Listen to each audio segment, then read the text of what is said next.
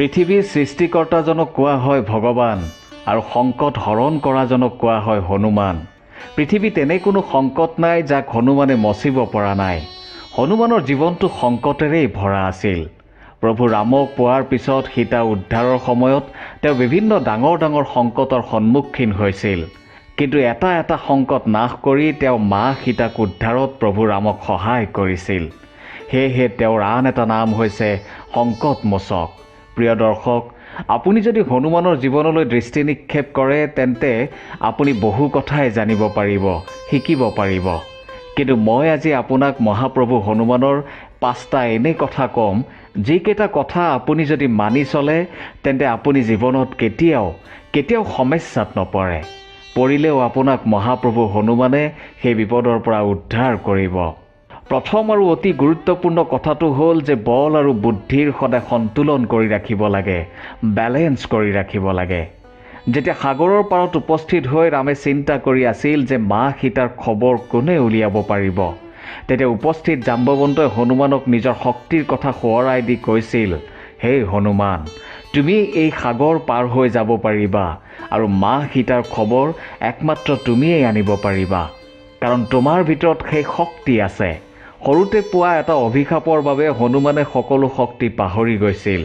যেতিয়া হনুমানৰ নিজৰ ভিতৰত লুকাই থকা শক্তিৰ কথা মনত পৰিলে আৰু বুজি পালে, তেতিয়া হনুমানে নিজৰ শক্তিৰ বলত লংকালৈ বুলি সাগৰৰ ওপৰেদি উৰিবলৈ ধৰিলে। উৰি গৈ থাকোঁতে হনুমানে দেখিলে যে তেওঁৰ সন্মুখত সুৰক্ষা নামৰ এজনী ৰাক্ষসী ৰৈ আছে। সুৰক্ষা দেখিবলৈ পাহাৰ সদৃশ বিশাল আছিল।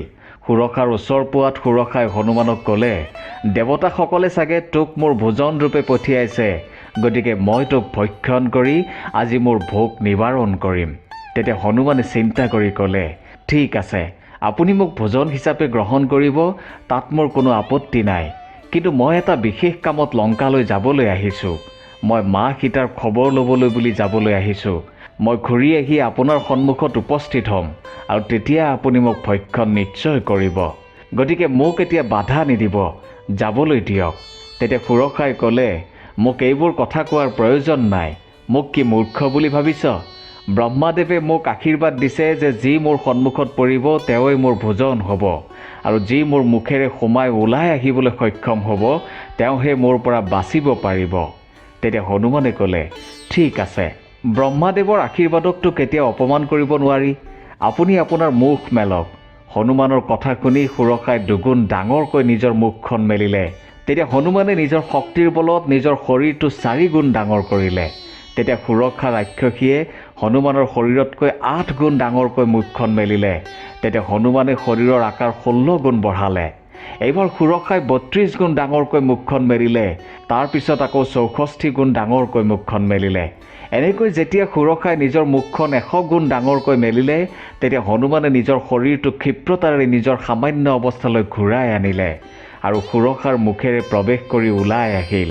হনুমানৰ এনে আচৰিত বুদ্ধিমত্তা দেখি সুৰক্ষা অতি প্ৰসন্ন হৈ নিজৰ প্ৰকৃত ৰূপ ধাৰণ কৰিলে আৰু হনুমানক ক'লে যে, হে হনুমান, তোমাৰ বুদ্ধিমত্তা দেখি মই অতি প্ৰসন্নচিত হৈ পৰিছোঁ। মই প্ৰকৃততে সমস্ত সৰ্পৰ মাতৃ। দেৱতাসকলে মোক তোমাৰ পৰীক্ষা ল'বলৈ ইয়ালৈ পঠিয়াইছিল যে তোমাৰ কিমান ধৈৰ্য শক্তি আছে, তোমাৰ কিমান বুদ্ধি আছে, আৰু তুমি জানা নে নাজানা যে বল কেতিয়া প্ৰয়োগ কৰিব লাগে, ক'ত প্ৰয়োগ কৰিব লাগে, আৰু বুদ্ধি ক'ত কেতিয়া প্ৰয়োগ কৰিব লাগে। তুমি পৰীক্ষাত উত্তীৰ্ণ হৈছা, গতিকে যোৱা, তোমাৰ লক্ষ্যত আগবাঢ়া আৰু বিজয়ী হোৱা। এই প্ৰথম কথাটো আপোনাৰ মোৰ জীৱনত অতি গুৰুত্বপূৰ্ণ। বল আৰু বুদ্ধি সন্তুলন কৰি ৰাখিব লাগে, কাৰণ জানিব লাগে যে ক'ত বুদ্ধি প্ৰয়োগ কৰিব লাগে আৰু ক'ত বল প্ৰয়োগ কৰিব লাগে, কি পৰিস্থিতিত নিজকে ডাঙৰ কৰিব লাগে আৰু কি পৰিস্থিতিত নিজকে সৰু কৰিব লাগে। সেয়েহে মানুহেও জীৱনত অযথা শক্তিৰ প্ৰয়োগ কৰিব নালাগে। বুদ্ধিৰে কৰিব পৰা কাম সদায় বুদ্ধিৰেই কৰা উচিত, কাৰণ কিছুমান পৰিস্থিতিত বলে কামত নিদিয়ে। তেতিয়া আপুনি বুদ্ধি প্ৰয়োগ কৰিবই লাগিব, আৰু আপুনি জানিব লাগিব যে আপোনাৰ ভিতৰত সেই শক্তি আছে, সেই বুদ্ধি আছে, যিয়ে আপোনাক যিকোনো সমস্যা বা বিপদৰ পৰা ৰক্ষা কৰিব পাৰে। হনুমানৰ পৰা শিকিবলগীয়া দ্বিতীয় কথাটো হৈছে ব্যৱস্থাপনা বা মেনেজমেণ্ট। হনুমান হৈছে মেনেজমেণ্টৰ এক ডাঙৰ গুৰু। হনুমানে যিকোনো কাম অতি সহজে মেনেজ কৰিব পাৰিছিল। লংকা বিজয়ক অতি সহজ কৰি তোলা একমাত্ৰ ব্যক্তিগৰাকী আছিল প্ৰভু শ্ৰীৰামৰ আটাইতকৈ ডাঙৰ ভক্ত হনুমান। অসুৰৰ মাজতো হনুমানে ভগৱানৰ ভক্তক বিচাৰি উলিয়াইছিল।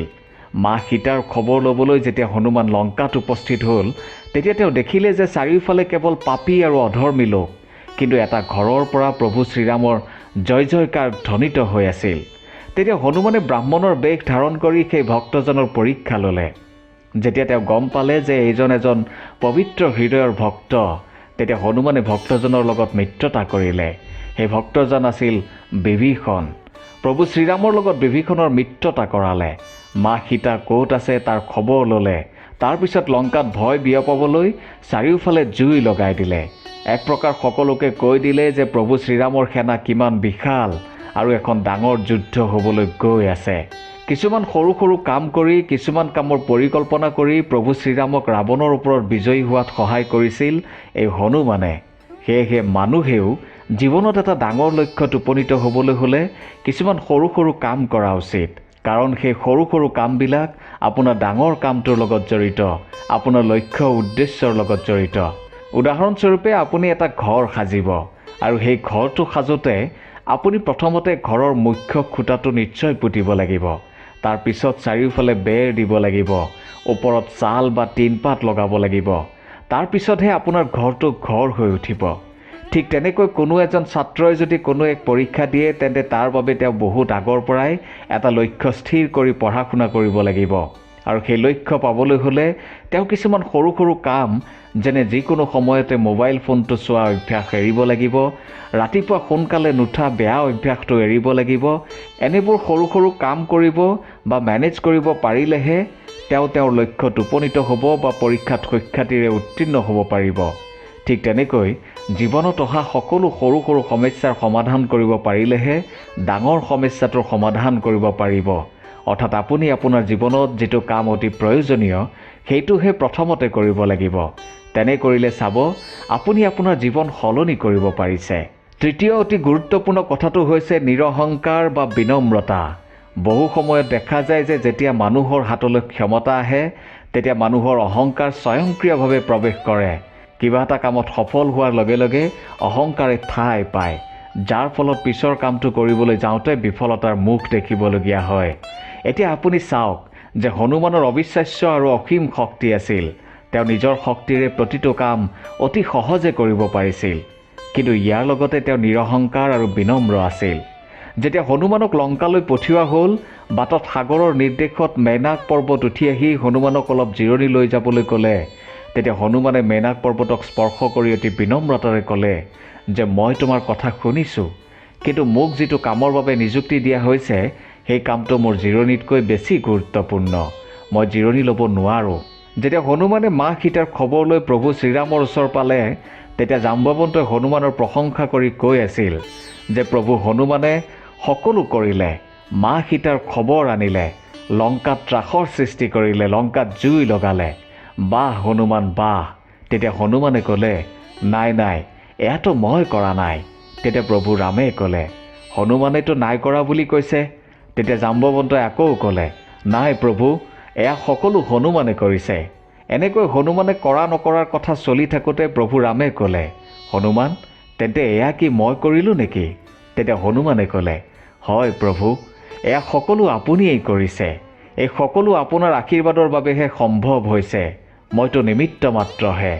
এই কথাটোৰ পৰা আমি এয়াই শিকিব পাৰোঁ যে জীৱনত কেতিয়াও অহংকাৰক ঠাই দিব নালাগে, সদায় বিনম্ৰ স্বভাৱৰ হ'ব লাগে, কাৰণ বিনম্ৰতা হৈছে মহান ব্যক্তিৰ পৰিচয়। যেতিয়া হনুমানে তেওঁৰ শক্তিৰ কথা গম পালে, নিজৰ শক্তিৰ বলত উৰি গৈ লংকাত উপস্থিত হ'ল, মা সীতাৰ খবৰ ল'লে, লংকাত জুই লগালে, ত্ৰাসৰ সৃষ্টি কৰিলে।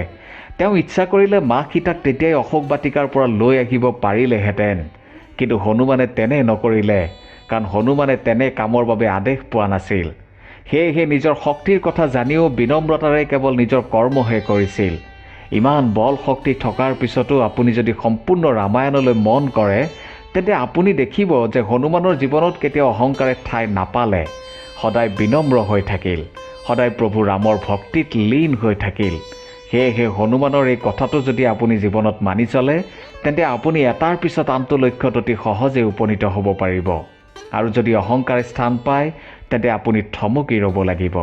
মহাবীৰ সংকটমোচক হনুমানৰ পৰা শিকিবলগীয়া বা মানি চলিবলগীয়া চতুৰ্থ কথাটো হৈছে নিজৰ আৱেগ ভাৱনাক নিয়ন্ত্ৰণ কৰিবলৈ শিকক। যেতিয়া হনুমান লংকাত উপস্থিত হৈ মা সীতাক যি অৱস্থাত দেখিছিল তেতিয়া হনুমানৰ অন্তৰেও কান্দি উঠিছিল, খং উঠিছিল।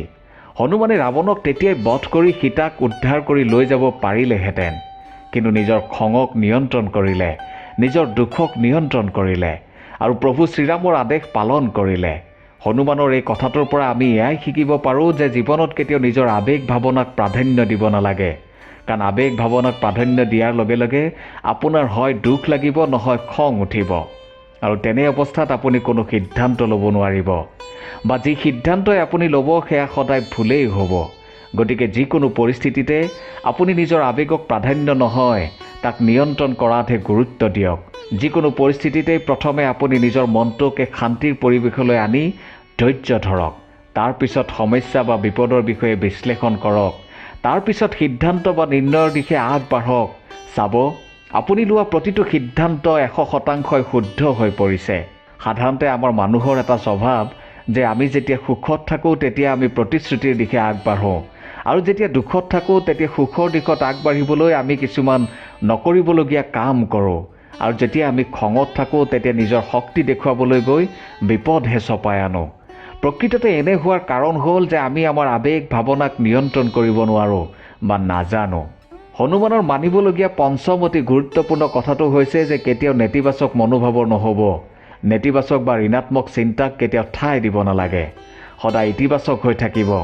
পৰিস্থিতি চাই সদায় য়েছ মেন হৈ থাকিব। য়েছ মানে হৈছে ইয়ৰ আৰ্নিং ষ্টাৰ্টছ, অৰ্থাৎ আপুনি যেতিয়াই য়েছ বুলি ক'ব তেতিয়াৰ পৰাই আপোনাৰ উপাৰ্জন আৰম্ভ হৈ যাব। অৰ্থাৎ আপুনি শিকিব পাৰিব। যদি আপুনি ন' বুলি কয় তেতিয়া ন' অপৰচুনিটি, অৰ্থাৎ আপোনাৰ ওচৰত কোনো সুযোগ নাই, সুবিধা নাই। হনুমানে কেতিয়াও না কোৱা নাছিল। যি কামেই দিয়া হৈছিল সকলোতে সদায় কৰিম বুলিয়েই কৈছিল। সীতাৰ খবৰ ল'বলৈ সাগৰ পাৰ হৈ লংকালৈ যাবলৈ গৈছিল, না কোৱা নাছিল। যেতিয়া মেঘনাথৰ বানত লক্ষ্মণ চেতনাহীন হৈ পৰিছিল তেতিয়া হিমালয়ৰ পৰা ঔষধি আনিবলৈ কোৱা হৈছিল, হনুমানে সেয়াও কৰিছিল। এবাৰ ভাবি চাওক, ক'ত লংকা আৰু ক'ত হিমালয়, এক অসম্ভৱ দূৰত্ব, তথাপি হনুমানে না কোৱা নাছিল। আন কোনোবা হ'লে ক'লেহেঁতেন যে লংকাৰ পৰা হিমালয় বহুত দূৰ, যোৱাটো অসম্ভৱ হ'ব, বা চিন্তা কৰিলেহেঁতেন যে যাম নে নাযাম। কেৱল এটাই সংকল্প আছিল যে যেনেকৈ হওক প্ৰভু শ্ৰীৰামৰ চকুত চকু পানী যাতে নাইকিয়া হয়, প্ৰভু শ্ৰীৰামৰ ভাতৃ যাতে সুস্থ হৈ উঠে। সেয়েহে মানুহে জীৱনত যিকোনো বস্তু ইতিবাচক বা পজিটিভভাৱে ল'ব লাগে। তাৰপিছত তাক বিশ্লেষণ কৰি চাব লাগে। আৰম্ভণিতেই যদি না কোৱা হয় তেন্তে গোটেই কামটোতেই সদায় নোহোৱাটোৱেই দেখা পায়, আৰু শেষত সেয়াই পৰিণতি হয়। মানুহে যেতিয়ালৈকে মনৰ পৰা এই নিগেটিভ বা নেতিবাচক শক্তি আঁতৰাব নোৱাৰিব তেতিয়ালৈকে মানুহে সফলতা নাপায়। সেয়েহে কেতিয়াও তেনেধৰণৰ মানুহৰ লগত থকাও উচিত নহয়। গতিকে প্ৰিয় দৰ্শক, হনুমানৰ এই 5টা মহান কথাৰ পৰা আপুনি যদি এটাও মানি চলে আৰু আগবাঢ়ে তেতিয়া কোনো সমস্যাই, কোনো বিপদে আপোনাক কেতিয়াও পৰাজিত কৰিব নোৱাৰে। আপুনি কি ভাবে? আপোনাৰ মতামত নিশ্চয় জনাব। ধন্যবাদ।